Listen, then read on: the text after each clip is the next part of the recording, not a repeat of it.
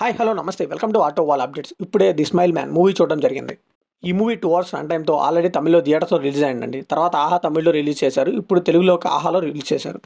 అలానే శరత్ కుమార్ గారు 150th movie అంటే ఈ మూవీ. సో అందుకే ఈ మూవీని అయితే స్టార్ట్ చేశాను. ఈ మూవీ చూశాక ఈ మూవీ అయితే ఫస్ట్ సీరియల్ కిల్లర్ మోడ్ అని చెప్పారండి. తర్వాత అర్థమైంది ఆడియన్స్ కిల్లర్ మూవీ అని. లిటరలీ నాకు అర్థంగా అడుగుతానండి, ఆహా వాళ్ళకి ఇంకెక్కడా దొరకవా, ఏరి కోరి మరి ఎలాంటి రాడు మూవీసే తీసుకొచ్చి మనకైతే చూపిస్తూ ఉంటారు. మరి వాళ్ళకి ఎలా దొరుకుతుందో నాకు అర్థం కాదు, కానీ ప్రతి వారం కూడా ఏదో ఒక రాడ్ మూవీనే తీసుకొస్తారు. లిటరల్లీ సెకండ్ హాఫ్లో అయితే నాకు చిరాకు వచ్చేసిందండి.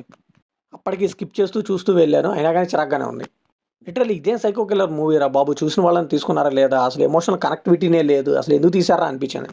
సో ఫస్ట్ హాఫ్ చూసినప్పుడు అయితే కొద్దిగా పర్లేదు, మంచి ఒపీనియన్ ఉంది మూవీ మీద. సెకండ్ హాఫ్లో ఇంకొంచెం మంచిగా గ్రిప్పింగ్గా రాసుకుని ఉంటారు అనుకున్నాను, బట్ అదేమీ లేదండి, చాలా డిసప్పాయింట్ చేశారు. ఫస్ట్ హాఫ్లో ఒక సైకో కిల్లర్ మోడ్ని అలా చూపించుకుంటూ వెళ్తూ ప్రీ ఇంటర్వెల్ అప్పుడు సైకో కిల్లర్ని పట్టుకునే విధానం కానీ అదంతా బాగానే అనిపించింది. ఈ మూవీని ఫ్యామిలీ చూడొచ్చా అంటే ఎస్ చూడొచ్చు, అడల్ట్ కంటెంట్ ఏం లేదు. ఈ మూవీ బేసిక్ స్టోరీ వచ్చేసి ఎప్పుడో 5 years బ్యాక్ జరిగిన మర్డర్స్కి అప్పుడు జరిగిన సీరియల్ కిల్లర్ని పట్టుకోవడానికి ఇప్పుడైతే మన హీరో శరత్ కుమార్గా ట్రై చేస్తూ ఉంటారు.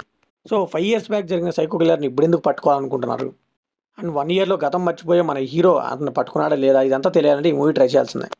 ఈ మూవీలో పాజిటివ్ విషయానికి వస్తే ఫస్ట్ హాఫ్లో అయితే కొన్ని సస్పెన్స్ సీన్స్ వర్కౌట్ అయ్యాయండి. నేను ముందుగానే చెప్పాను కదా, ఇంటర్వెల్లో విలన్ పట్టుకునే చేసింది కానీ అవన్నీ బాగానే అనిపించాయి. ఇంకా క్లైమాక్స్లో రివీల్ చేసే ఫ్లాష్ బ్యాక్ పోర్షన్ అంతేనండి. ఈ మూవీలో పాజిటివ్స్ ఇంకేం కనిపించలేదు నాకు. ఈ మూవీలో నెగిటివ్ సీజన్కి వస్తే కంప్లీట్గా సెకండ్ హాఫ్ అండి. టూ ఫ్లాట్ నెరేషన్తో ఎటుబడితే తీసుకెళ్ళిపోయారు మూవీని. ఉన్న క్యారెక్టర్లు చాలా బాబు, పాయింట్కి రండి అని మనకే అనిపిస్తుంది, చాలా డ్రాక్ చేశారండి. బట్ ఇంకా కొత్త క్యారెక్టర్లు వస్తూనే ఉంటాయి. సో కంప్లీట్గా ఒక థ్రిల్లర్ మూవీ కాదండి, జీరో థ్రిల్స్ అనిపించింది. లిటరలీ ఆహా వాళ్ళ మధ్యలో కొన్ని మంచి సినిమా తీసుకొచ్చి మారిపోయారేమో అనుకున్నాను, కాదండి వింటేజ్ ఆహా అయితే కనిపించింది. సెకండ్ హాఫ్లో అసలు అన్నెసరీగా మూవీని ఎందుకు కాంప్లికేట్ చేస్తున్నారు, ఉన్న పాయింట్ని అలా చూపించినా కానీ బాగుండేది అనిపించింది. థ్రిల్లింగ్ సీన్స్ అంటారు, ఒక్కటే థ్రిల్లింగ్ అనిపించవు. అండ్ కాన్వర్సేషన్ రూపంలో అయిపోయి వాటిని కూడా సీన్స్లా చూపిస్తారు, ఎందుకు రన్ టైం ఇస్తున్నారు అనిపిస్తుంది. ఇంక తలకి దెబ్బ తగిలితే గతం మర్చిపోతాడంటారు, ఆ పాయింట్ అసలు ఎందుకు యూజ్ చేసుకోలేదో నాకు అర్థం కాలేదు.